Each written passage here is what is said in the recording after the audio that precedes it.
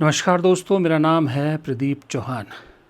दोस्तों, अगर आप मेरे पुराने दर्शक हैं और काफ़ी वक्त से मेरे वीडियोस देख रहे हैं तो आप एक बात अच्छी तरह से जानते हैं कि मैं हमेशा एक बात कहता था कि आरएसएस जो बीजेपी के लिए कर रहा है वही काम करने का जिम्मा कांग्रेस में सेवा दल का है। सेवा दल जब तक मजबूत था तब तक कांग्रेस मजबूत थी और सेवा दल ही कांग्रेस की हर नीति को गांव-गांव, गली-गली तक पहुंचाता था। ये बात मैं पहले भी कहता था और अब सेवा दल में बदलाव किया गया है तो सेवा दल मुझे उस रास्ते पर जाता नज़र आ रहा है। ये देखिए, अखबार की कटिंग, अखबार की खबर है कि सेवा दल अब युवाओं के साथ कनेक्शन बनाने की कोशिश करेगा। उस तरफ कुछ दिन पहले आपने सुना होगा कि मोहन भागवत ने कहा था कि वो आरएसएस के ज़रिए युवाओं के साथ संपर्क साधेंगे, कनेक्शन बनाने की कोशिश करेंगे। इधर सेवा दल अब वही काम कर रहा है, यानी जो हम कहते थे कि जो आरएसएस का जवाब अगर कोई दे सकता है कांग्रेस में या आरएसएस का जैसा काम कर सकता है वो सेवा दल है, वो कर रहा है। उस पर अब वो शुरू हो चुका है, वो काम करना शुरू हो चुका है। देर आए दुरुस्त आए, देर भली देर से हो गई लेकिन कम से कम शुरुआत तो हुई, शुरुआत अच्छी हुई, ये बात है। और ये जब बीवी श्रीनिवास को अध्यक्ष बनाया था राहुल गांधी ने सेवा दल का, मैं उसी दिन भी कहा था, अगर आप उस दिन का वीडियो मेरा देखेंगे, कि मुझे उम्मीद है कि बीवी श्रीनिवास सेवा दल को फिर से ज़िंदा करेंगे, क्योंकि ये बीवी श्रीनिवास वही थे जिन्होंने यूथ कांग्रेस को भी सड़कों पर उतारा था, यूथ कांग्रेस को मजबूत किया था। ये चलिए, सेवा दल अपने काम पे जुट गया है। राहुल गांधी ऐसा लीडर, सही में बताऊं तो किसी पार्टी को नहीं मिलता। इस वक्त क्या आप भारत की राजनीति का इतिहास ढूंढें, पढ़ें, तो आपको लगेगा कि राहुल गांधी जैसा लीडर किसी पार्टी में अभी तक नहीं हुआ। मैं इसलिए नहीं कह रहा कि उनकी बहुत बड़ी चुनावी कामयाबियां या वो है, नहीं। जो हमेशा खुद लीड करता है, ऐसा नेता जो किसी पे भरोसा नहीं या किसी के सहारे नहीं रहता कि भाई यहाँ चल जाओ, ये कर लो, वो कर लो। सड़क पे बैठना है, खुद बैठेगा। पुलिस स्टेशन पे धरना देना, खुद देगा। प्रधानमंत्री के घर के बाहर धरना देना है, खुद बैठेगा। प्रधानमंत्री से सवाल पूछना है, खुद पूछेगा। संसद में जो है विरोध प्रदर्शन करना, खुद करेगा। यानी खुद फ्रंट से लीड करते हैं, कैप्टन की तरह, लीड फ्रॉम द फ्रंट जिसको बोलते हैं। लेकिन जब कैप्टन ऐसी चीज़ें करता है ना, तो फिर पीछे से टीम को सपोर्ट करना भी बेहद ज़रूरी है, क्योंकि अकेला कैप्टन कितनी लड़ाई लड़ लेगा अगर टीम पीछे से सपोर्ट नहीं करेगी। तो मैं कई बार कई जगह पर मैंने देखा है कि राहुल गांधी की टीम राहुल गांधी को लेट डाउन कर देती है। खास करके मैं एक जगह की बात कर रहा हूँ आज, वो है दिल्ली की। दिल्ली खबरों का सेंटर है। दिल्ली में ही राहुल गांधी प्रधानमंत्री के घर के बाहर भी बैठते हैं, गिरफ्तार भी होते हैं, पुलिस स्टेशन पे भी बैठते हैं, सब चीज़ें होती हैं। लेकिन इन सब जगह पर एक चीज़ नदारद रही, हर जगह उसकी कमी सबको दिखी, वो है कांग्रेस की दिल्ली यूनिट की पार्टिसिपेशन।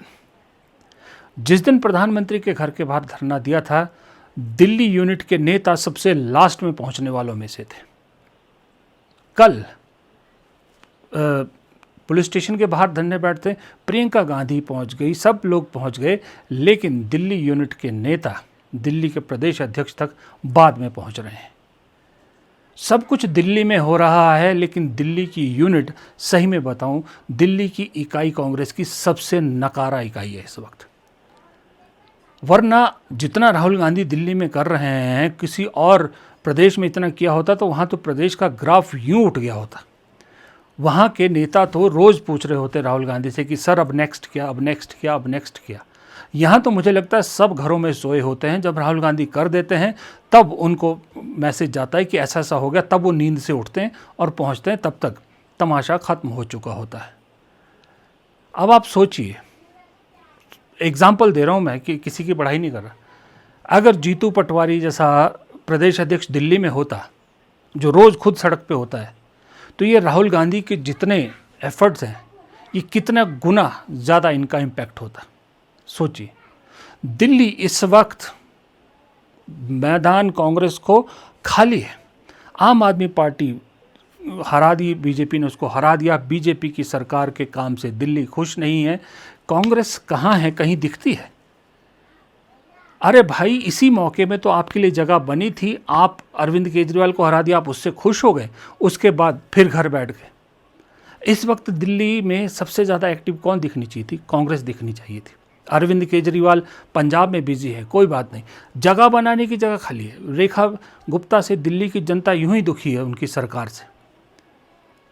प्रदूषण हो, बरसात में बढ़ता पानी हो, सड़कों में बढ़ जाना हो, E20 पेट्रोल का मामला हो, महंगाई हो, सब कुछ हो, कांग्रेस कहीं नहीं दिखती।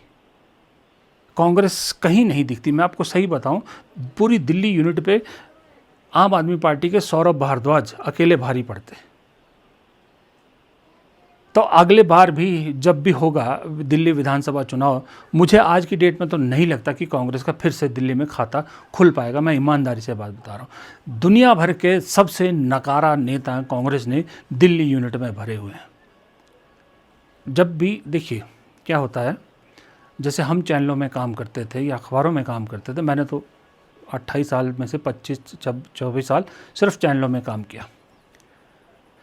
जब हम ब्यूरोज़ में थे, अलग अलग जगह, अलग अलग शहरों में था, मैं अलग अलग राज्यों में था, तो हम अपने राज्यों के राजा थे। लेकिन जो सेंटर की राजनीति है और जो सबसे ज़्यादा लाइमलाइट लेता था, वो पता कौन लेता था? दिल्ली ब्यूरो। मैं नेशनल ब्यूरो नहीं बात कर रहा, नेशनल ब्यूरो के रिपोर्टर्स की बात नहीं कर रहा।